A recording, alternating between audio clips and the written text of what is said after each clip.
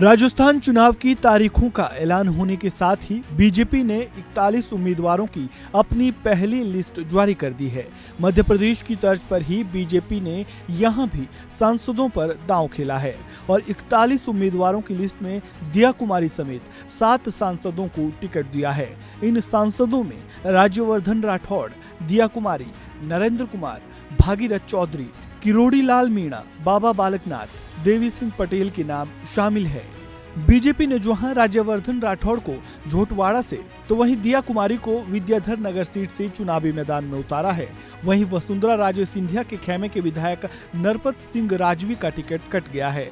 वसुंधरा के एक और करीबी नेता राजपाल सिंह शेखावत को भी टिकट नहीं दिया गया है। राजपाल सिंह शेखावत और नरपत सिंह राजवी का नाम पहली लिस्ट में शामिल नहीं है। जयपुर की विद्याधर नगर सीट से पार्टी ने विधायक नरपत सिंह राजवी की जगह सांसद दिया कुमारी को टिकट दिया है और जयपुर की झोटवाड़ा सीट से पूर्व मंत्री राजपाल सिंह शेखावत की जगह राज्यवर्धन सिंह राठौड़ को टिकट दिया है। राज्यवर्धन सिंह राठौड़ ने विधानसभा चुनाव में टिकट मिलने पर क्या कुछ कहा, सुनिए।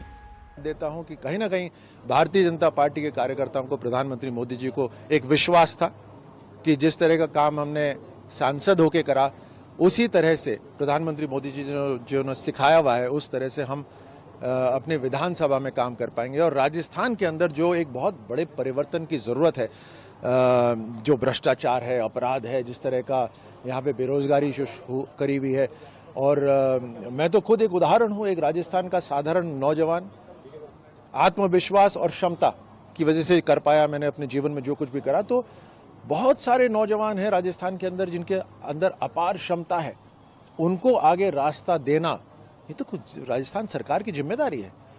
तो इस वजह से मैं माननीय प्रधानमंत्री जी को, भारतीय जनता पार्टी को और जनता को धन्यवाद देता हूं कि आज ऐसा उनका आशीर्वाद रहा, ऐसा उनका विश्वास रहा कि आज अगर विधानसभा लड़ने के भी अगर अवसर मिला है तो वो मुझे मिला है। पहली लिस्ट में जैसे कयास लगाए जा रहे थे, वसुंधरा खेमे के विधायकों को नजरअंदाज किया गया। वहीं बात अगर वसुंधरा राजे की करें तो वसुंधरा राजे अभी झालरा पाटन सीट से विधायक है। पहली लिस्ट में ना तो वसुंधरा का नाम है और ना ही उनके विधानसभा क्षेत्र का। खबरें तो ये भी है कि पार्टी इस बार वसुंधरा को चुनावी मैदान से दूर रख सकती है। वहीं हाल ही में शिवसेना में शामिल हुए लाल डायरी वाले राजेंद्र गुड़ा भी उदयपुरवाटी से चुनाव लड़ेंगे। आपको बता दें कि चुनाव आयोग ने सोमवार 9 अक्टूबर को 5 राज्यों में होने वाले विधानसभा चुनाव की तारीखों का ऐलान किया। राजस्थान में 23 नवंबर को मतदान होगा और 3 दिसंबर को चुनाव के नतीजे आएंगे। मुख्य चुनाव आयुक्त राजीव कुमार ने इसकी जानकारी दी, क्या कुछ कहा, सुनिए। Thereafter, Rajasthan, where the date of poll will be 23rd November in one phase entirely in Rajasthan. The date of issue of Gazette notification would be 30th October and date of counting for everyone being 3rd of December.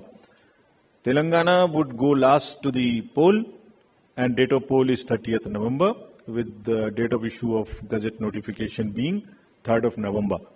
And the entire election process would be complete by 5th of December.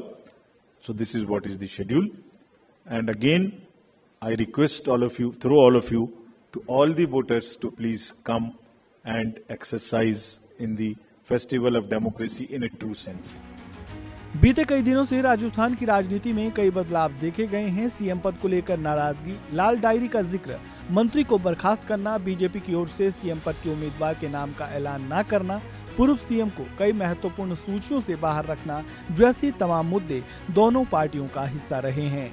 Rajasthan का किला फतह करने के लिए दोनों पार्टियों ने इस बार अपनी रणनीति में कई बदलाव किए। अब ऐसे में इन सबका असर आने वाले विधानसभा चुनाव में कितना पड़ता है, ये देखने वाली बात होगी। इस खबर में फिलहाल इतना ही। ताज़ा अपडेट के लिए बने रहिए वन इंडिया हिंदी के साथ।